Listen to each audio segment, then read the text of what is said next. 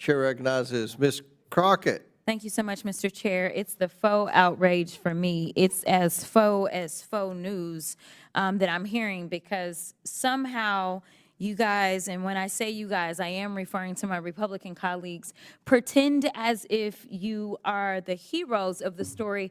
But let me remind you who set the House on fire. It was y'all. So let me go ahead and handle these receipts, because I know that I always have to have proof, even though I guess our education system is failing us, because it seems like facts don't seem to faze people that vote for y'all. But I'm going to do it anyway. So when we talk about debt, I'd ask for unanimous consent to enter into a record this article that says Donald Trump built a national debt so big, even before the pandemic, that it'll weigh down the economy for years. Without objection, so ordered. Thank you so much. In fact, it talked about the fact that he ran up our debt almost $8 trillion.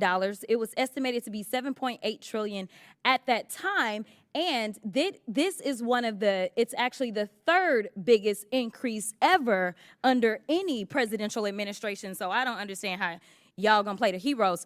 I also want to just kind of be clear about some basic level setting of civics, because it seems like civics is evading us. And listen, Governor, I actually appreciate you. I know that in today's times, for whatever reason, if you got a D or an R in front of your name, it has to be all hostile.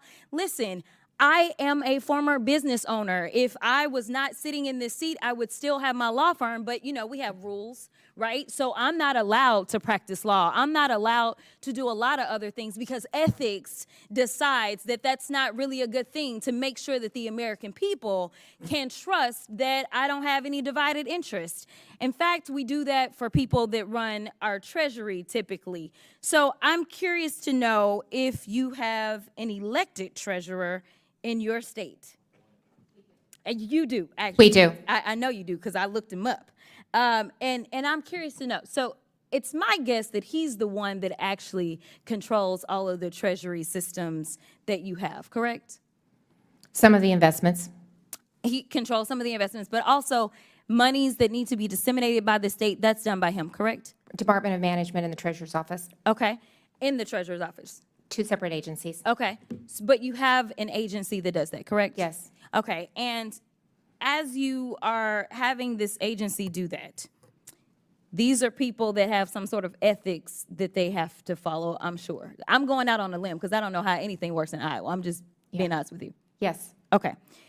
Here's the deal. I want the American people to understand that Democrats are not against efficiency. In fact, the last time that this country actually ran to the extent that there was a balanced budget and actually there was a surplus, it was a Democrat in the White House. His name was President Clinton. So we are not against this. What we are against is this idea that we will evade the Constitution, or we will evade our own constitutional. In fact, it's not even an invasion. At this point, it feels as if y'all have just decided that y'all are going to castrate your constitutional duty and hand it over to someone who is unelected. It doesn't matter how many cheerleaders he had on the field campaigning for him. That doesn't mean that he gets to go in and sit atop any of our agencies. And the fact that we had a vote today and we asked to bring him in because we have a constitutional duty, we all took our oath, and maybe some of y'all just don't take it seriously. But I take it seriously when I take an oath to do a job, and my job is to look out and make sure that we don't have any kings or queens in this country. But it seems like y'all have decided that it's going to be Mr. King and his queen, and y'all can pick which one is which. But either way, I want to also talk about, Governor, I'm curious to know if you know the answers to these questions. Which party controls the White House? Republican. Which party controls the Senate? Republican. Which party controls the House? Republican. Is that about what the makeup is in Iowa? Yes. And that has allowed you to be able to get your agenda across, correct?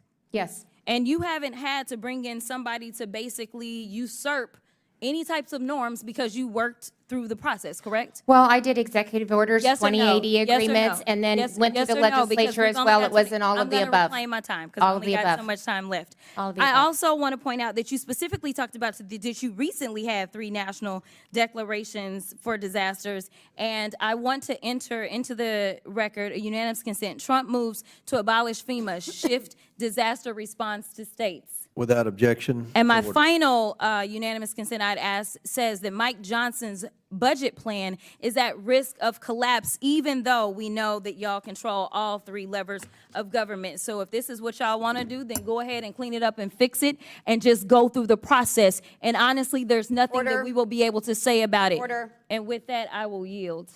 Okay. Without, all right. Thank you. Gentlelady's time's